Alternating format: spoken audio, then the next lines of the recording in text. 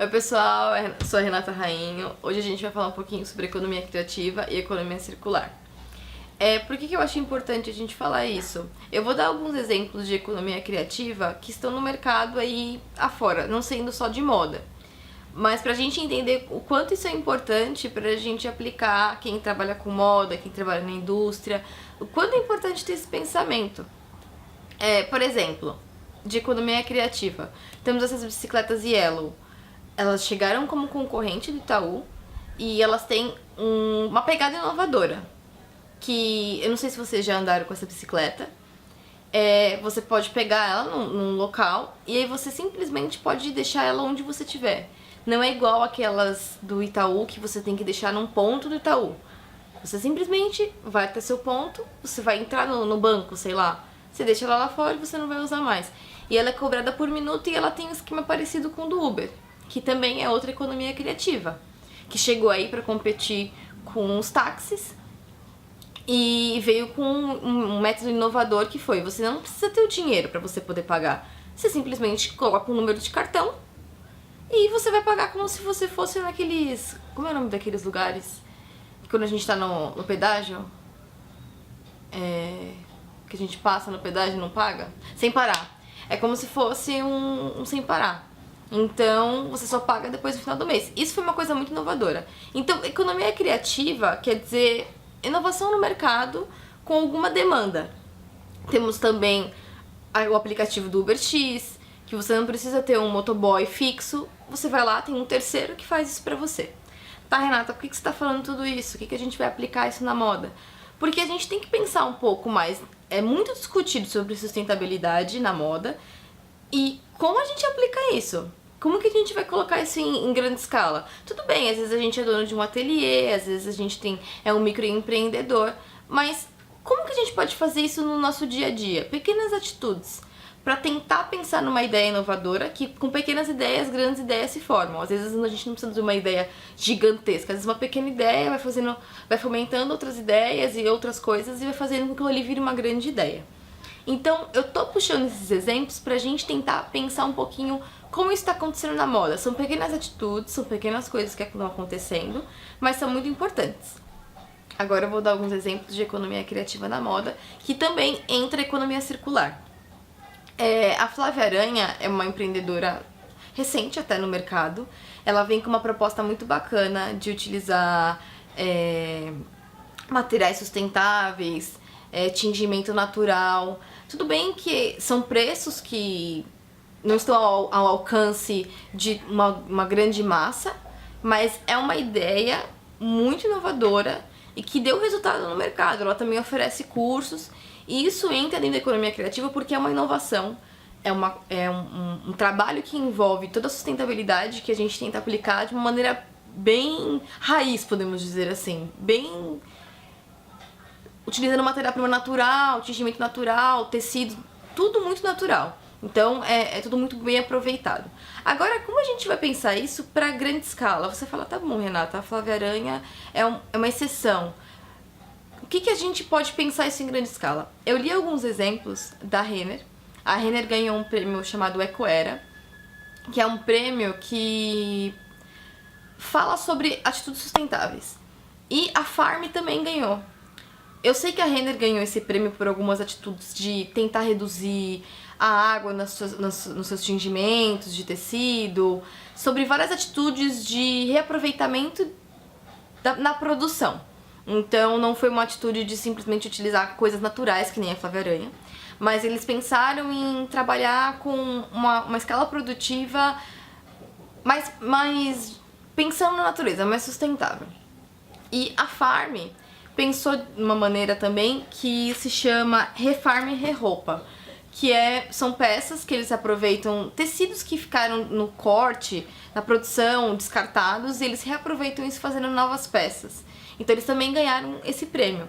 Teve algumas outras pequenas empresas que também ganharam, se vocês quiserem dar uma pesquisada no Primeiro Ecoera desse ano, que são pequenas empresas, mas eu achei bacana falar sobre essas empresas grandes, porque às vezes a gente pensa que só existe ateliêzinhos, coisas pequenas que a gente faz, sendo que as empresas grandes também estão fazendo. É que como é em grande escala, como é em produção em massa, isso vai demorar para ser visto.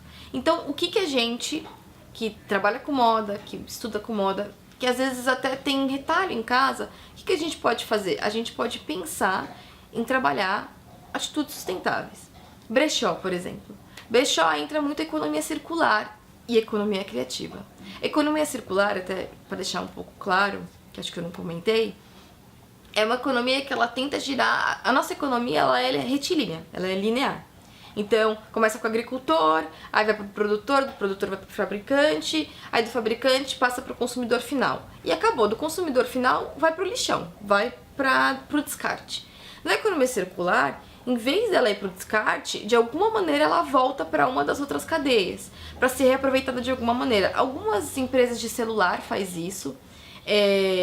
Eu acredito que também tem o banco de tecido, não sei se vocês já ouviram falar. O banco de tecido também faz isso, só que o banco de tecido ele trabalha com troca. Então é um pouquinho diferente, mas também a gente pode trabalhar com essa economia circular. E o brechó entra também nessa economia circular, porque normalmente é uma peça que poderia ser descartada. E aí você pensa, tá bom, mas tem que estar bem conservado e tudo mais. Mas de uns 6 anos, 7 anos atrás, se você pensava em roupa de brechó, você pensava o quê? Uma roupa vintage. Eu quero uma roupa vintage. Hoje em dia, a quantidade de brechós que se tem com peças de qualidade, e você não vai encontrar só peça vintage, você vai encontrar peças de tudo quanto é maneira. Então, eu acho que virou uma economia circular e virou uma economia criativa porque tem demanda no mercado.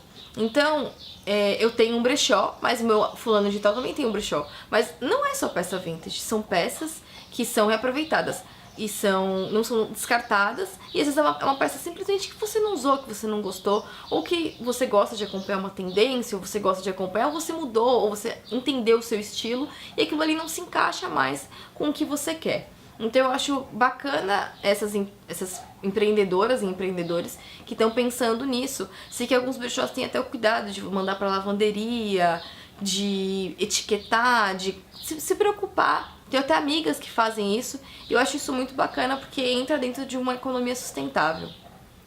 Tanto que eu já li alguns documentários sobre que chegam containers na África. Antigamente chegavam esses containers da mesma maneira. As pessoas iam lá e compravam o que tinha dentro do container sem saber o que tinha. Ele ia lá, às vezes pegava roupas novas e revendia. Então ele tinha um comércio, ele comprava o que sem saber o que estava dentro do container e revendia. Só que começou a ter tanta demanda disso, começou a chegar tanta roupa com a questão do fast fashion, que essas pequenas pessoas que faziam isso, que compravam essas peças de container e revendiam, elas começaram a perder, porque muitas pessoas começavam direto a comprar as peças do container e ter muita roupa, e ter muita disponibilidade. Eu lembro que uma das pessoas entrevistadas falava assim, eu não sei por que essas americanas, porque elas falavam da América no geral, né? Descartam essas roupas estão em perfeito estado. Então, porque não tinham essa preocupação de simplesmente reaproveitar, de ter economia circular.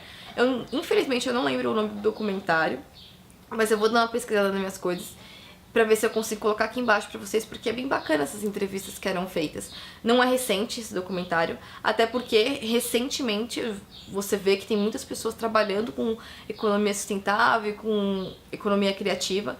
Então eu acho que agora as coisas estão tentando encaminhar. Então você, como empreendedor, como estudante de moda, ou até como é que fala?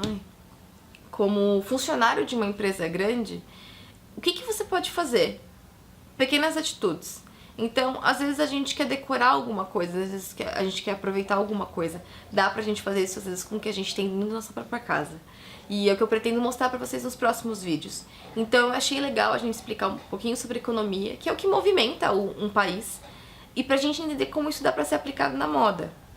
Com empresas grandes, com empresas menores, como a Flávia Aranha. Tem ateliês menores que vão no Bom Retiro, retiram tecidos que são descartados e fazem peças maravilhosas, fazem patchwork, tem a Insecta Shoes também, que é considerada uma marca de reaproveitamento de tecidos.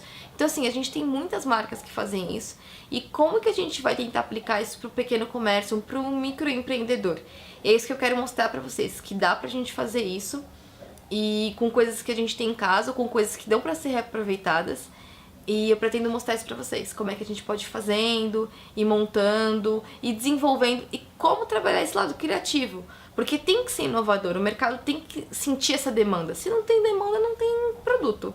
Então, e não tem cliente. Então a gente tem que pensar numa maneira que nem que aquilo alcance um nicho de mercado.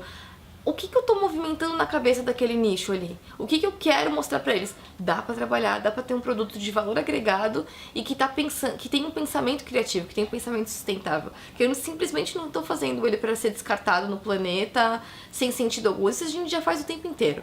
Então, que tenha algo pensado para aquele cliente com um valor sustentável, um valor agregado. E é isso.